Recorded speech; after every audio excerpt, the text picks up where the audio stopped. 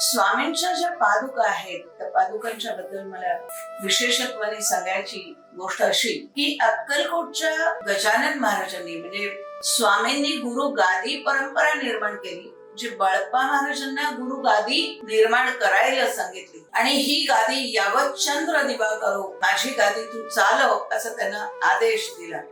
त्यामुळे बाळप्पा महाराजांच्या नंतर गंगाधर महाराज त्या गादीवर होते आणि गंगाधर महाराजांनी पुढे ती गादी गजानन महाराजांना दिली.